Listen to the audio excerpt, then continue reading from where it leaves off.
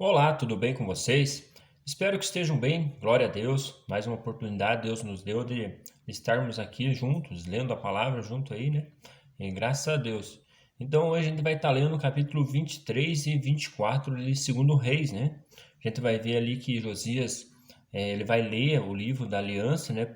Pro povo ali, né? Entender o que estava acontecendo, né? Naquela situação, né? Que ele tinha até rasgado as vestes, né? E no capítulo 24 a gente já vai ver ali já o povo sendo deportado para a Babilônia, né? Vai ver o relato de quando Nabucodonosor já leva esse tio ali, já leva o povo, né? Mas enfim, é como eu falei, né? Segundo Reis ele dá uma resumida, né? Assim fala um pouco só de cada reinado, né? E os outros livros aí vai completando, né? Até se a gente for parar para pensar, até Jeremias, Ezequiel, né? O próprio Daniel, né? Ele vai estar nesse contexto aí deste exílio na Babilônia, né? Então, conforme a gente vai estar vendo aí, não fala deles, né? Mais para frente a gente vai ver que fala com mais detalhes, né? Enfim, vamos lá. Senhor nosso Deus, nosso Pai, mais uma vez, Senhor, nos colocamos na Tua presença, Senhor, para podermos aprender um pouco de Ti, Senhor. Nos orienta nesse dia de hoje, em nome de Jesus. Amém. Então vamos lá. No capítulo 23 fala bem assim, ó. Depois disso, o rei convocou todas as autoridades de Judá e de Jerusalém. Em seguida, o rei subiu ao templo do Senhor, acompanhado por todos os homens de Judá, todo o povo de Jerusalém, os sacerdotes e os profetas, todo o povo, dos mais simples ao mais importantes. Para todos, o rei leu em alta voz todas as palavras do livro da aliança que havia sido encontrado no templo do Senhor. O rei colocou-se junto à coluna real e, na presença do Senhor, fez uma aliança, comprometendo-se a seguir o seu Deus e a obedecer de todo o coração e de toda a sua alma aos seus mandamentos, aos seus preceitos e aos seus decretos, confirmado assim a palavra da aliança escrita naquele livro. Então todo o povo se comprometeu com a aliança. O rei deu ordens ao sumo sacerdote Euquias, aos sacerdotes auxiliares e aos guardas da porta que retirassem do templo do Senhor todos os utensílios feitos para Baal e Aserá e para todos os exércitos celestiais. Ele os queimou fora de Jerusalém, nos campos do vale de Cedron, e levou as cinzas para Betel. E eliminou os sacerdotes pagãos, nomeados pelos reis de Judá, para queimarem incenso nos altares idólatras das cidades de Judá e dos arredores de Jerusalém, aqueles que queimavam incenso a Baal, ao sol e à lua, às constelações e a todos os exércitos celestiais, né? Então, ele mandou matar tudo esses sacerdotes aí que tinham sido levantados, né? Também mandou levar o poste sagrado do templo do Senhor para o vale de Cedron, fora de Jerusalém, para ser queimado e reduzido às cinzas, que foram espalhadas sobre os túmulos de um cemitério público. Também derrubou as acomodações das prostituições culturais que ficavam no templo do Senhor, onde as mulheres teciam para acerar, né? Então, se a gente analisar bem, esse rei era bem ousado, né? Josias, ele pegou, botou fim em tudo aquilo ali que tinha, né? Um homem muito corajoso, né? Se a gente olhar, né, que as tradições já vinha vindo e bem provável que já tinha amarrado alguma tradição aí junto com esses reinados, né? Porque hoje para derrubar uma tradição é bem difícil, né? E aí Josias aí ele foi bem firme, né? E acabou com todas essas questões aí de adoração a outros deuses, né?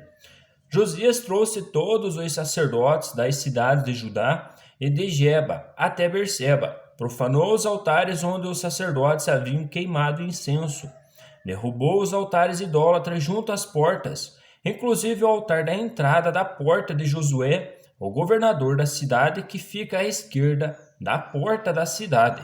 Embora os sacerdotes dos altares não servissem ao altar do Senhor em Jerusalém, comiam pães sem fermento junto com os sacerdotes seus colegas. Também profanou Tofete, que ficava no vale de Ben-Rimon, de modo que ninguém mais pudesse usá-lo para sacrificar seu filho ou sua filha a Maloque. Acabou com os cavalos que os reis de Judá tinham consagrado ao sol e que ficavam na entrada do templo do Senhor, perto da sala de um oficial chamado Natameleque. Também queimou as suas carruagens consagradas ao sol, né? Então, aí foi devastando e foi limpando tudo, né? Ali o que não prestava, ali o que não era de Deus mesmo ali, ele foi queimando ali e limpando, né? A gente viu ali que até carruagens consagradas ao sol, né? Então o povo era bem pagão mesmo, né? Derrubou os altares que os seus antecessores haviam erguido no terraço, em cima do quarto superior de Acás, e aos altares que Manassés havia construído nos dois pátios do templo do Senhor. Retirou-os dali, despedaçou-os e atirou o entulho no vale de Cedron. O rei também profanou os altares que ficavam a leste de Jerusalém, ao sul do monte da destruição, os quais Salomão, rei de Israel, havia construído para Astarote, e detestável deusa dos Sidônios, para Camos e detestáveis deus de Moabe, e para Maloque, o deus detestáveis e do povo de Amon. Josias despedaçou as colunas sagradas, derrubou os postes sagrados e cobriu os locais com ossos humanos. Até o altar de Betel, o altar idólatra edificado por Jeroboão, filho de Nebate, que levou a Israel a pecar, até aquele altar que o seu santuário ele o demoliu. Queimou o santuário e o reduziu a pó, queimando tudo o poste sagrado. Quando Josias olhou em volta e viu os túmulos que havia na encosta da colina, mandou retirar os ossos dos túmulos e queimá-los no altar, a fim de contaminá-lo, conforme a palavra do Senhor proclamada pelo homem de Deus que predisse essas coisas. O rei perguntou: que monumento é este que estou vendo? Os homens da cidade disseram: é um túmulo do homem de Deus que veio de Judá e proclamou estas coisas que tu fizeste ao altar de Betel. Então ele disse: deixe-no em paz, ninguém toque nos seus ossos. Assim pouparam os seus ossos, bem como os do profeta que tinham vindo de Samaria, né? Então, aquele homem de Deus que tinha vindo ali proclamar tudo aquilo, estava ali os ossos dele, e esses ossos, né, não foram mexidos, né, não foram queimados igual os outros que foi encontrado, né? Quando havia feito em Betel, Josias tirou e profanou todos os santuários idólatras que os reis de Israel haviam construído nas cidades de Samaria e que provocaram a ira do Senhor. Josias também mandou sacrificar todos os sacerdotes daqueles altares idólatras e queimou os ossos humanos sobre os altares. Depois voltou a Jerusalém. Então o rei deu a seguinte ordem a todo o povo: celebrem a Páscoa ao Senhor, o seu Deus, conforme está escrito neste livro da aliança. Nem nos dias dos juízes que lideraram Israel, nem durante todos os dias dos reis de Israel e dos reis de Judá, foi celebrada uma Páscoa como esta, mas no 18º ano do reinado de Josias, esta Páscoa foi celebrada ao Senhor em Jerusalém, né? Então até a gente não viu relato aí falando de Páscoa, né? Só aqui fala, né? Então desde os juízes até os reis aí, né? Além disso, Josias eliminou os médiuns, os que consultavam espíritos, os ídolos da família, os outros ídolos e todas as outras coisas repugnantes que haviam em Judá e em Jerusalém. Ele fez isso para cumprir as exigências da lei escrita no livro que o sacerdote Euquias havia descoberto no templo do Senhor. Nem antes nem depois de Josias houve um rei como ele, que se voltasse para o Senhor de todo o seu coração, de toda a alma e de todas as suas forças, de acordo com a lei de Moisés, né? Então, a gente tem relatos aí da lei de Moisés, né? E no Novo Testamento também a gente tem relato de Cristo, né? Cristo também deixou um relato, um legado muito grande para a gente estar cumprindo e estar obedecendo também, né? Entretanto, o Senhor manteve o furor de sua ira, e se acendeu contra Judá, por causa de tudo que Manassés fizera para provocar a sua ira. Por isso o Senhor disse: também retirarei Judá da minha presença, tal como retirei Israel, e rejeitei Jerusalém, a cidade que escolhi, e este templo do qual eu disse: ali porém o meu nome. Os demais acontecimentos do reinado de Josias e todas as suas realizações estão escritos nos livros dos registros históricos dos reis de Judá. Durante o seu reinado, o faraó Neco, rei de Egito, avançou até o rio Eufrates ao acampamento do rei da Síria. O rei Josias marchou contra ele em combate, mas o faraó Neco o enfrentou e o matou em Megido. Os oficiais de Josias levaram seu corpo de Megido para Jerusalém e o sepultaram em seu próprio túmulo. O povo tomou Jeoacás, filho de Josias, ungiu-o e o proclamou rei em seu lugar. Jeoacás tinha 23 anos de idade quando começou a reinar, e reinou 3 meses em Jerusalém. O nome de sua mãe era Hamutual, filha de Jeremias, e ela era de Libna, né? Então esse Jeremias não era aquele profeta, né? Ele fez o que o Senhor reprova, tal como os seus antepassados. O faraó Neco o prendeu em Ribla, na terra de Ramate, de modo que não mais reinou em Jerusalém.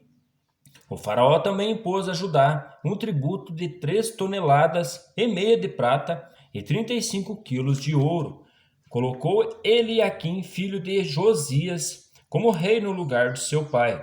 Josias mudou o nome de Eliaquim para Jeoaquim, mas levou Jeoacás consigo para o Egito, onde ele morreu.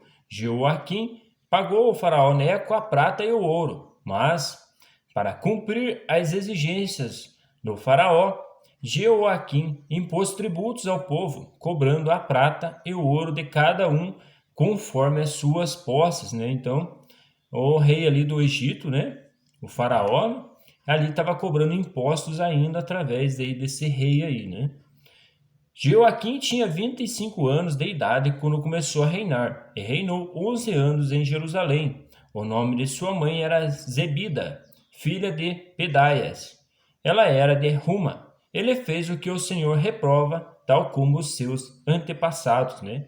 Então, o relato aqui que eu entendo, o único rei que foi aí firmemente foi esse Josias, né? Que a gente viu aí o relato dele, né? Ele foi conforme aí o Senhor ordena na lei e ele impôs e colocou, né? Mas enfim, daí começou a vir os filhos, começou a decair tudo de novo, né? Mas vamos vendo no capítulo 24. Durante o reinado de Jeoaquim, Nabucodonosor, rei da Babilônia, invadiu o país, e Jeoaquim tornou-se seu vassalo por 3 anos. Então ele voltou atrás e rebelou-se contra Nabucodonosor, né? Então aqui a gente vai ver a primeira pronunciação de Nabucodonosor, né? Enfim, nos outros livros aí em Crônicas também, né? Jeremias, Ezequiel, o próprio Daniel também, ele vai comentar também sobre esse reinado de Nabucodonosor, né? Que eles ficaram 70 anos ali na Babilônia exilados, né? Ficaram ali, né? O Senhor enviou contra ele tropas babilônicas, aramaicas, moabitas e amonitas para destruir Judá, de acordo com a palavra do Senhor proclamada por seus servos, os profetas.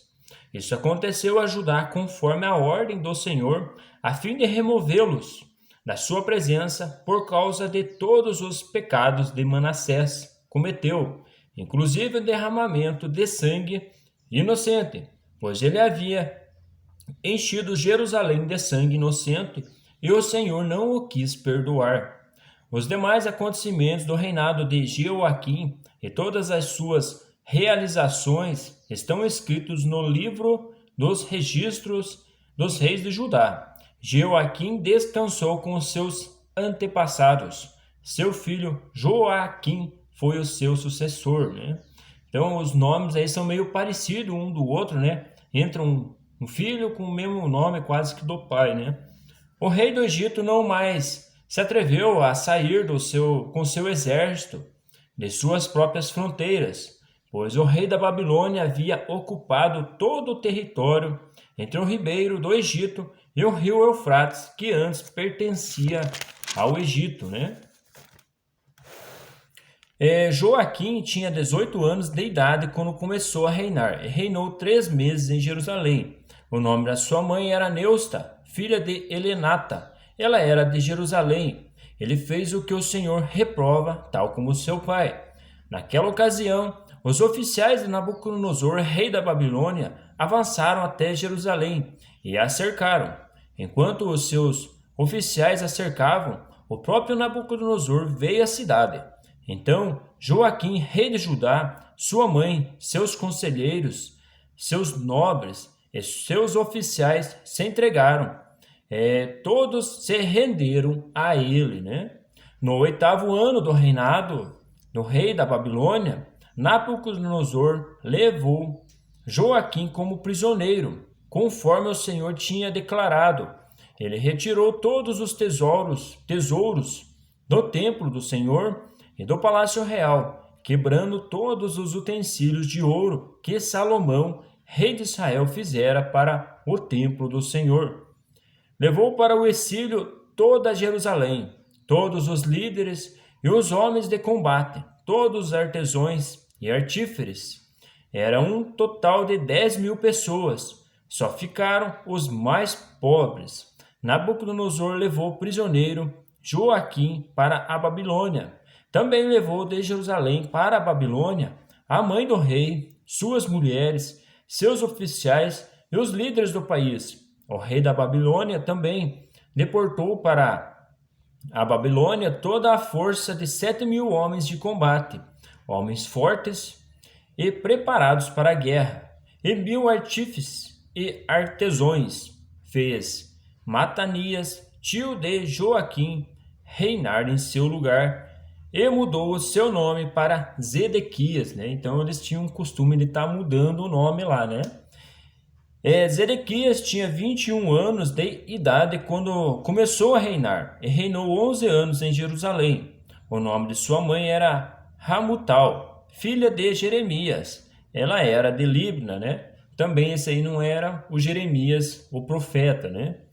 Ele fez o que o Senhor reprova, tal como fizera Joaquim, por causa da ira do Senhor. Tudo isso aconteceu a Jerusalém e a Judá. Por fim, ele os lançou para longe da sua presença, né? Enfim, mas era essa a mensagem de hoje, né? A gente está quase terminando esse livro de Reis e vamos continuando junto nas leituras aí, que é interessante a gente estar meditando, né? Encontrando todo, que nem a gente viu ali, quando ele leu ali o livro, né, da lei, né? O que aconteceu, né? Teve um reboliço muito grande, né? E na vida da gente também. Eu, quando li a primeira vez a Bíblia, né? Digamos assim, eu rasguei as minhas vestes também, né? Porque estava fazendo muita coisa que não agradava a Deus, né? Mas, por fim, estamos aí hoje, tá ministrando e lendo junto aí, para que você que está do outro lado aí possa também estar recebendo a palavra e tá vendo aí o que está acontecendo na sua vida, em particular de cada um aí. Um grande abraço, fiquem com Deus e até as próximas leituras.